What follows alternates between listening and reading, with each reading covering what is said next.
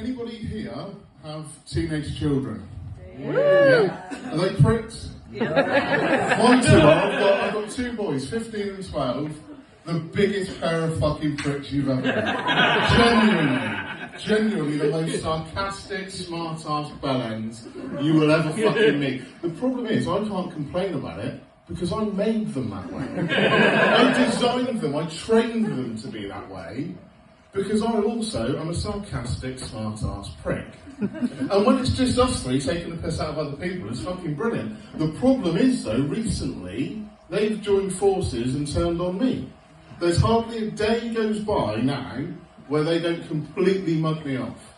Give you an idea, the other day we went in the chippy to get some food, not for a day out, that would be weird. Went in the chippy to get some food, and when the food was ready, the woman handed it to me and goes, "Enjoy your meal." And I said, out loud, "You too."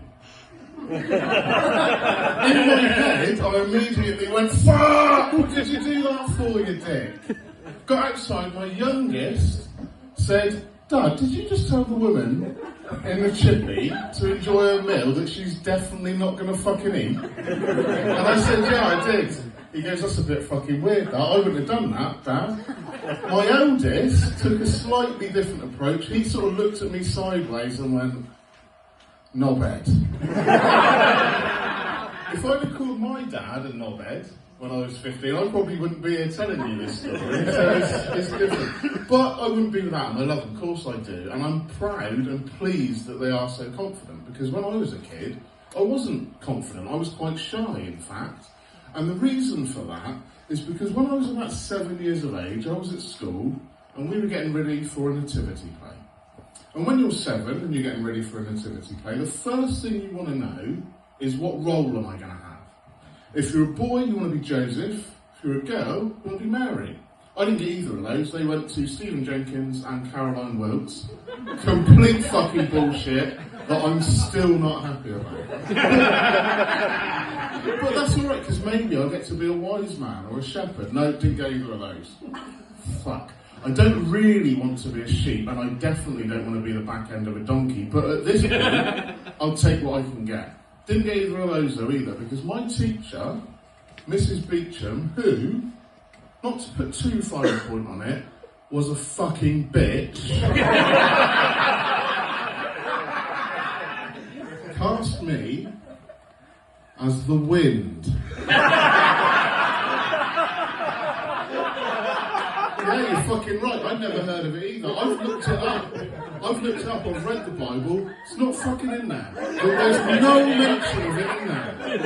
It doesn't say, "And lo, the Virgin Mary gave birth to the Saviour of the world, and fuck me, was it blowy that night?" It's not fucking in there. It's not even in the soundtrack.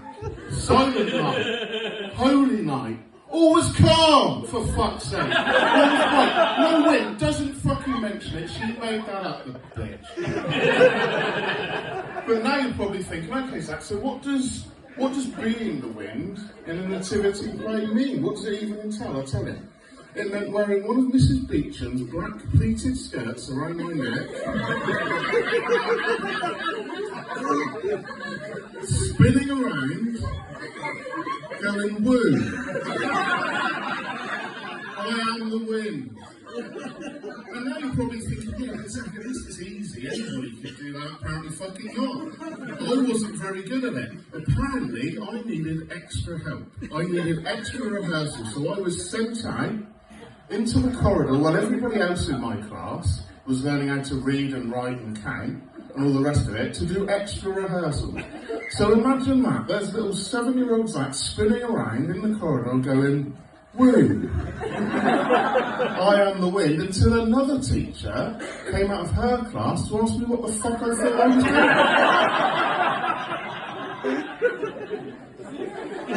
But like they say, every cloud has a silver lining, and this story does have a happy ending, you see, because that happened in about 1985, so about 40 years ago. So now I can take comfort in knowing, and at the time Mrs. Beecham had to be 60 years of age, so now I can take comfort in knowing that she's almost certainly fucking dead.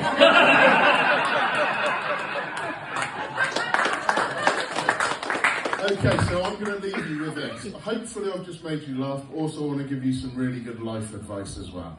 You've heard people say it's easy to blame other people for your problems. Yeah, you've heard that? Yeah. Okay, here's my advice. It is. It's a fucking piece of piss. Try it.